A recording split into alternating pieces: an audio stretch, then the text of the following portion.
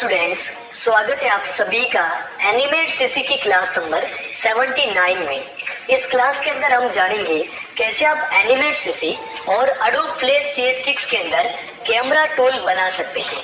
जैसे कि यहाँ पर फ्लैश के अंदर भी कैमरा होता है, लेकिन अगर आप एक्शन स्क्रिप्ट के जरिए कैमरा बनाते हैं तो वो सही से वर्क करता है, काफी आसान भी होता है चलाने में। और इसके अलावा स्विवेल के अंदर जब आप वीडियो को कन्वर्ट करते हैं तो एक्शन स्क्रिप्ट वाला कैमरा ही काम करेगा। एनिमेट सीसी का अगर आप कैमरा यूज करोगे ना तो वीडियो रेंडर नहीं हो पाएगा। ओके, इससे पहले भी हमने इसके बारे में क्लास नंबर 15 के अंदर जाना है और एक्शन स्क्रिप्ट को कैसे आप कॉपी पेस्ट करके कैमरा बना सकते हैं वो भी सीखा है। लेकिन काफी सारे हमारे बिगिनर्स स्टूडेंट है जो कि बेसिक से सीखना चाह रहे हैं, उनको एक्शन स्क्रिप्ट अप्लाई करने में बहुत परेशानी हो रही होगी। इसलिए इस क्लास को बनाया गया है ताकि आपका कैमरे का काम और भी आसान हो जाए। आइए इस वीडियो को हम शुरू कर लेते हैं। क्लास को जरूर आप ध्यानपूर्वक देखिएगा। सबसे पहले इस वीडियो के डिस्क्रिप्शन के अंदर आपको फ्लैश कैमरा की एक फाइल मिलेगी .fla फाइल। इसको आपको डबल क्लिक करके ओपन कर लेना है। इसके अंदर आप देख पाओगे कि हमने कैमरे का लेयर बना रखा है। ये बिल्कुल एक्शन स्क्रिप्ट अप्लाई करके कैमरा बनाया गया है और इस कैमरे की जो साइज है वो फुल HD है, यानी कि 1920 इंटू 1080 पिक्सल पर ये कैमरा काम करेगा। तो आपको फाइल भी 1920 इंटू 1080 पिक्सल में ही बनानी है। अब यहाँ पर कैमरे की लेयर पर भी आपको कुछ फ्रेम्स दिख रहे होंगे। ये फ्रेम्स आपको तब बढ़ाने हैं जब तक आपका जो एनिमेशन होता है, आपका अगर एनिमेशन 30 फ्रेम तक है, 70 फ्रेम तक है, 500 फ्रेम तक है, 1000 फ्रेम तक है, और जिसमें आप कैमरा इस्तेमाल करना चाह रहे हैं तो इसको भी आपको साथ साथ में उतना ही बढ़ाना पड़ेगा। जहाँ पर ये फ्रेम खत्म हो जाएगी उसके आगे कैमरा काम नहीं करेगा। ओके, अब जैसे हम क्या करते हैं, मान लीजिए हमारे पास में एक डॉक्यूमेंट है, हमने सारा काम इसी के ऊपर किया है। यहाँ पर जैसे कैरेक्टर्स मूवमेंट हो रहे हैं, कुछ स्टोरी बन रही है, लेकिन आपने उसके अंदर अभी कैमरा इस्तेमाल नहीं किया है, अब आप करना चाह रहे हैं। एक बार मैं आपको केवल समझा देता हूँ।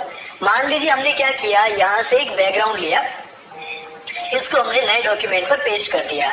क्यों प्रेस करके इसको हमने क्या किया, यहाँ से थोड़ा सा ऐसे छोटा कर दिया, ठीक है। और इसकी जो फ्रेम है ना वो हमने 65 तक F5 कर दिया। अब यानी कि ये आपका पूरा काम है, एक बैकग्राउंड नहीं है, इससे पूरी आपने स्टोरी बनाई है, लेकिन कैमरा आपने इस्तेमाल नहीं किया है। कुछ कैरेक्टर्स भी होंगे, कुछ बैकग्राउंड्स भी होंगे, हर एक चीज है, और आपने अभी कैमरा नहीं लगाया है। यहाँ पे मैं लिख देता हूँ ताकि आपको सही से पता चलेगा। बैकग्राउंड मैंने यहाँ पे लिख दिया। अब मैं क्या करूंगा कि मुझे कैमरे की जरूरत है, मुझे फ्लैश वाला कैमरा नहीं चाहिए, एनिमेट सीसी वाला कैमरा नहीं चाहिए, क्योंकि वो काम का नहीं होता है। एक्शन स्क्रिप्ट वाला कैमरा चाहिए। तो आपको इस फाइल से क्या करना है, लेयर को राइट क्लिक करके कॉपी लेयर्स कर देना है। ये फाइल आप ओरिजिनल अपने पास में ही रखें। उसके बाद में आपको कॉपी करना है लेयर को, और यहाँ पर जिस फाइल पर आप वर्क कर रहे हैं ना उस पर आपको पेस्ट लेयर्स कर देना है।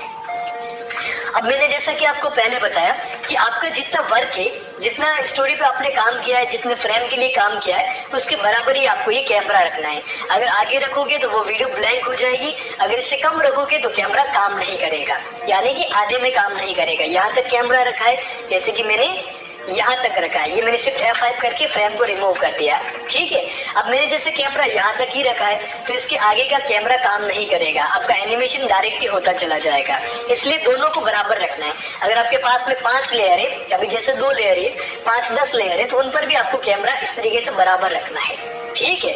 अब जैसे हम क्या करते हैं, देखो जैसे आपने कैमरे की जो लेयर पेस्ट करी ना, तो यहाँ पर आपको एक हल्का सा ट्रांसपेरेंट आपको कैमरा दिखाई देता है ना, ये पूरा कैमरा होता है, इसको आप मूव कर पाएंगे। अब मैं आपको बताता हूँ कि कैसे क्या ये सही से काम करेगा। मैंने Ctrl Z किया, वापस से पहले जैसा हो गया। अब जैसे हम क्या करेंगे, मान लीजिए आपको जूम करना है 30 फ्रेम पर, आपको कुछ नहीं करना है, सिंपली F6 करिए, जूम करना है तो, और Q प्रेस कर लीजिएगा। अगर आप Q प्रेस नहीं करोगे और सिलेक्शन टूल होगा ना तो वो इस तरीके से दिखाई देगा। Q प्रेस करोगे फ्री ट्रांसफॉर्म टूल तो ही सेलेक्ट होगा।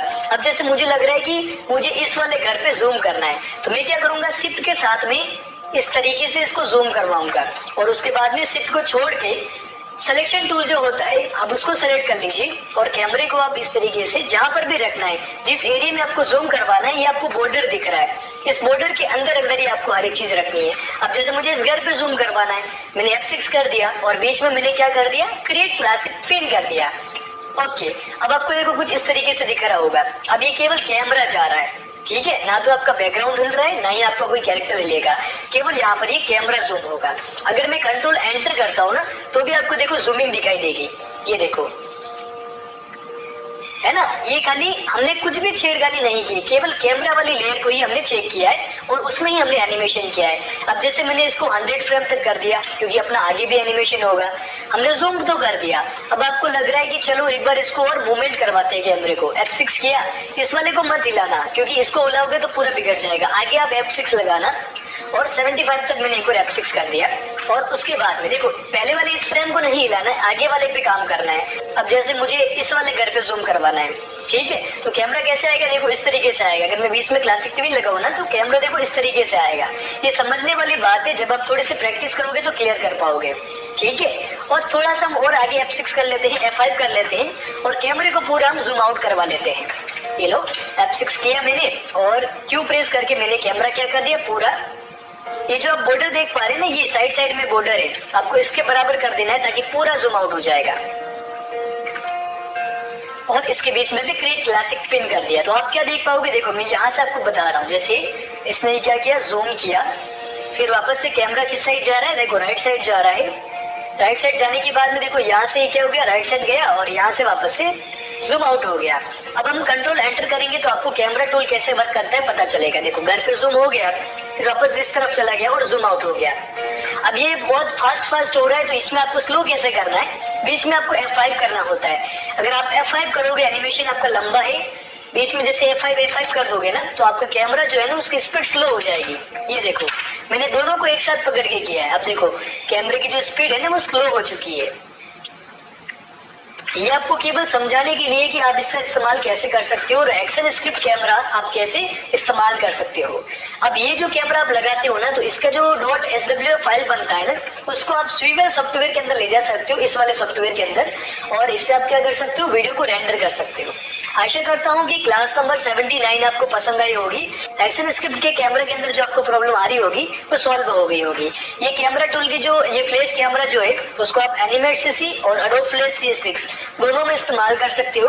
डिस्क्रिप्शन के अंदर नीचे फाइल दिया गया है, क्लिक करिए, डाउनलोड करिए, पासवर्ड ज्ञान बुक हमने लिख रखा है। ओके, आगे बढ़ते रहिए, एनिमेशन करते रहिए, आप जरूर से कंप्लीट एनिमेशन वीडियोस क्रिएट करना सीख पाएंगे। नमस्कार।